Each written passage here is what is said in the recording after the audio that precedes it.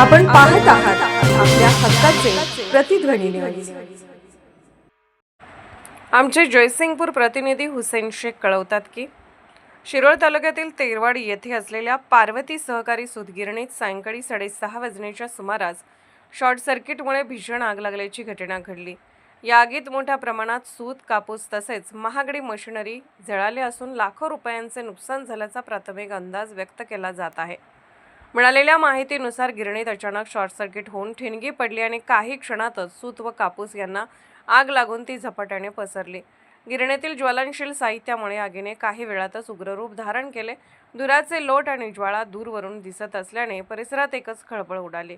घटनेची माहिती मिळताच कुरुंदवाड अग्निशमन दल तात्काळ घटनास्थळी दाखल झाले। नितीन संकपाळ, रमेश शेलारे, हेमंत वायचळ, यश शिरोळकर या जवानांनी आग आटोक्यात आणण्यासाठी आटोकाट प्रयत्न केला। मात्र आगीची तीव्रता मोठी असल्याने ती नियंत्रणात आणण्यासाठी काही काळ प्रयत्न सुरू होते। दरम्यान आग लागल्याची वार्ता परिसरात पसरताच नागरिकांनी घटनास्थळी मोठी गर्दी केली होती। परिस्थिती नियंत्रणात ठेवण्यासाठी स्थानिक प्रशासन आणि पोलिसांनीही खबरदारीची उपाययोजना केली। घटनेची माहिती मिळताच कुरुंदवाडचे माजी नगरसेवक उदय डांगे, शुभम जोग, बाळासाहेब देसाई तसेच आदित्य पाटील यड्रावकर यांनी घटनास्थळी धाव घेत परिस्थितीची पाहणी केली व अग्निशमन दलाच्या कार्याचा आढावा घेतला। या आगीमुळे गिरणीचे मोठे आर्थिक नुकसान झाले असून सुदैवाने कोणतीही जीवितहानी झालेली नाही।